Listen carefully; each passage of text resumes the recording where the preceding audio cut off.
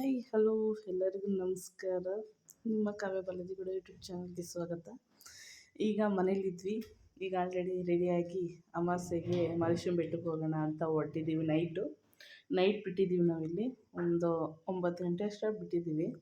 9 ಗಂಟೆಗೆ ಬಿಟ್ಟು ಅಲ್ಲಿ ಹೋಗಿದ್ದೆ ನಾವು 11 ಗಂಟೆ ಆಗಿತ್ತು, 11-11:30 ಆಗಿತ್ತು. ರೂಮ್ ಸಿಗದೇ ಇರೋ ಕಾರಣದಿಂದ ಕಾರಲ್ಲೇ ಮಲ್ಕೊಂಡಿದ್ದಾಯಿತು. ಟೋಲ್ ಬಿಟ್ಟು ಮುಂದಕ್ಕೆ ಹೋಗ್ತಾಯಿದ್ದೀವಿ. ಇವಾಗ ರೂಮು ಸಿಗದೇ ಇರೋದಕ್ಕೆ ಏನು ಮಾಡಿದ್ದೀವಿ, ಕಾರಲ್ಲೇ ನನ್ನ ಮಕ್ಕಳಿಗೆ ಒಂದು ಬೆಡ್ ತೊಗೊಂಡಿದ್ದೆ.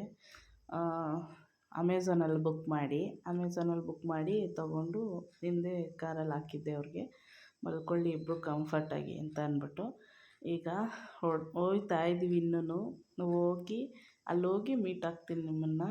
ನೋಡಿ ಯಾವ ಥರ ರಶ್ ಇರ್ತಾರೆ, ಏನು ಎತ್ತ ಎಲ್ಲನೂ ತೋರಿಸ್ಕೊಡ್ತೀನಿ ನಿಮಗೆ. ನನ್ನ ಪ್ರಕಾರ ಇದು 2ನೇ ಸತಿ ನಮ್ಗೆ ರೂಮ್ ಸಿಗದೇ ಇರೋದು ಅಮಾವಾಸ್ಯೆ ದಿವಸ. ಅದಕ್ಕೋಸ್ಕರ ನೋಡೋಣ ಅಂತ ಹೋಗಿದ್ದು. ಆಮೇಲೆ ಲಾಸ್ಟ್ ಸಿಕ್ತು ನಮಗೆ. ಆಮೇಲೆ ಸರಿ ಅಂದ್ಬಿಟ್ಟು ಬೆಳಗಿನ ಜಾವ ಸಿಕ್ತು. ಸ್ನಾನ ಮಾಡಿಕೊಂಡು ಫ್ರೆಶ್ ಆಗೋಣ ಅಂತ ಹೋಗಿದ್ವಿ ರೂಮ್ಗೆ. ನೋಡಿ ತಾಳ್ಬೆಟ್ಟದಲ್ಲಿದ್ದೀವಿ ಇವಾಗ. ತಾಳ್ಬೆಟ್ಟದಿಂದ ಎಷ್ಟು ರಶ್ಶು ಗೊತ್ತಾ, ಅಮಾವಾಸ್ಯೆ ದಿವಸ ಫುಲ್ಲು ರಶ್ಶು. ತಾಳ್ಬೆಟ್ಟದಲ್ಲಿ ಪೂಜೆ ಮಾಡಿಕೊಂಡು ಹೋಗೋಣ ಅಂತ ಕಾರ್ ನಿಲ್ಸಿದ್ದೀವಿ. ತಾಳ್ಬೆಟ್ಟದಲ್ಲಿ ಪೂಜೆ ಮಾಡಿಕೊಂಡು ಈಗ ಹೊರಡ್ತೀವಿ. ನೋಡಿ ಪೂಜೆ ಆಗಿದೆ, ಈಗ ಹೊರಡ್ತಾಯಿದ್ದೀವಿ.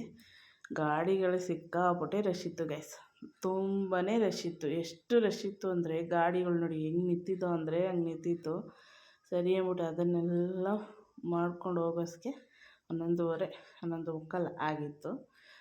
ರೂಮ್ ಸಿಗದಿರೋ ಕಾರಣ ಇವತ್ತು ಇಲ್ಲೇ ಸ್ಟೇ ಆಗೋಣ ಅಂದ್ಬಿಟ್ಟು ಅಲ್ಲಿ ಗಾಡಿಗಳು ಪಾರ್ಕಿಂಗ್ ಮಾಡ್ತಾರಲ್ಲ ಅಲ್ಲೇ ಸ್ಟೇ ಆಗಿದ್ದೀವಿ. ಮಾರ್ನಿಂಗು ಯಾವ್ದಾರು ರೂಮ್ ಸಿಗುತ್ತೆ, ಸ್ನಾನ ಮಾಡ್ಕೊಂಡು ಫ್ರೆಶ್ ಆಗೋಣ ಅಂದ್ಬಿಟ್ಟು ಸುಮ್ಮನೆ ಆಗಿದ್ದೀನಿ. ಇದು ಬಂದು ಇದ್ರ ಎದುರುಗಡೆನೇ ನಾವು ಮಾಡ್ಕೊಂಡಿದ್ದು. ಮಾದಪ್ಪನ ಹುಲಿದು ಮತ್ತು ಇದು ಹಾಕಿದ್ದಾರಲ್ಲ ಅದು ಎದುರುಗಡೆನೇ ರೂಮ್ ಸಿಕ್ಕಿದ್ದು ನಮಗೆ.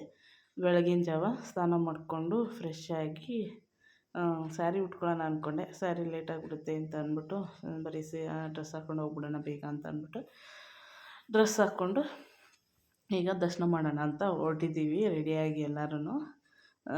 ಈಗ ರೆಡಿಯಾಗಿ ಹೊರಟಿದ್ದೀವಲ್ವ, ರೆಡಿಯಾಗಿ ಹೊರಟು ಈಗ ದರ್ಶನ ಮಾಡಿಕೊಂಡು ಸಿಗ್ತೀನಿ ನಿಮಗೆ.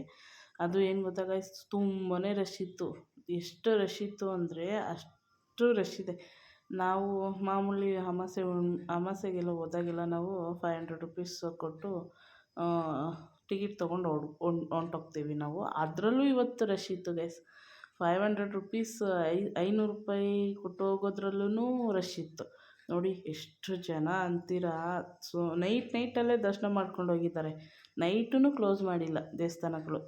ದೇವಸ್ಥಾನ ಮಾದಪ್ಪನ ದೇವಸ್ಥಾನನ ನೋಡಿ ಎಷ್ಟು ಜನ ಇದ್ದಾರೆ, ತೋರಿಸ್ತಾ ಇದ್ದೀನಲ್ವ ನಿಮಗೆ.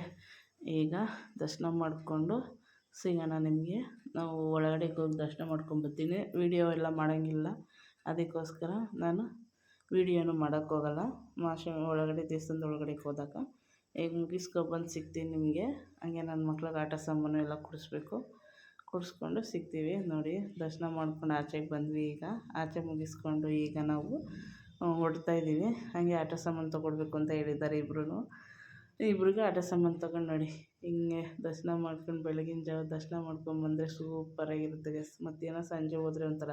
ನೋಡಿ ದೊಡ್ಡವನು ಆಮೆ ತೊಗೊಂಡ, ಚಿಕ್ಕವನು ಫೈಡರ್ ಮ್ಯಾನ್ ತೊಗೊಂಡ. ಫೈಡರ್ ಮ್ಯಾನ್ ಬೇಕು ಅಂದ್ಬಿಟ್ಟು ಫೈಡರ್ ಮ್ಯಾನು ತಿಂಡಿ ತೊಗೊಂಡು ತೋರಿಸ್ತಾ ಇದ್ದಾನೆ. ನೋಡಿ ನಾನು ಇದು ತೊಗೊಂಡೆ, ನೀನು ಅದು ತೊಗೊಂಡೆ ಅಂತ. ಹಂಗೆ ಪುರಿ ತೊಗೊಂಡು ಹಂಗೆ ಲಾಡು ಕೊಟ್ಟರು, ಲಾಡು ತೊಗೊಂಡು ಹಂಗೆ ಹೊರಟಿದ್ದೀವಿ ಇವಾಗ. ಭತ್ತ ಗೈಸ್ ಎಷ್ಟು ಚೆನ್ನಾಗಿತ್ತು ಅಂದರೆ ಚಿಟ್ಟೆಗಳು ಅರ್ಶಿನ ಕಲರ್ ಚಿಟ್ಟೆಗಳೇ ಜಾಸ್ತಿ, ಅರ್ಶಿನ ಕಲರ್ ಚಿಟ್ಟೆಗಳೇ ಇದ್ದಿದ್ದು. ನೋಡಿ ನಿಮ್ಗೆ ತೋರಿಸ್ತಾ ಇದ್ದೀನಿ ನಾನು, ಬಟ್ ಅದು ಕಾಣಿಸ್ತಿದೆಯೇನೋ ಗೊತ್ತಿಲ್ಲ. ಬರೀ ಬೆಟ್ಟದಿಂದ ತಾಳ್ಬೆಟ್ಟದಿಂದನೇ ಇಳಿದು ಬಂದು ನೋಡಿ ಅಲ್ಲಿ ಎಷ್ಟಿದೆ ಅಂದರೆ ಅಷ್ಟಿದೆ. ಅಷ್ಟು ಚೆನ್ನಾಗಿತ್ತು ಚಿಟ್ಟೆಗಳಂತೂ, ಸೂಪರಾಗಿತ್ತು. ಯಾರೆಲ್ಲ ನೋಡಿದ್ದೀರಾ ಕಮೆಂಟ್ ಮಾಡಿ. ಈಗ ಅಮ್ಮ ಮನೆಗೆ ಹೋಗ್ತೀನಿ. ಇಲ್ಲೇ ಬ್ಲಾಗ್ ಎಂಡ್ ಮಾಡ್ತಾಯಿದ್ದೀನಿ. ಬಾಯ್.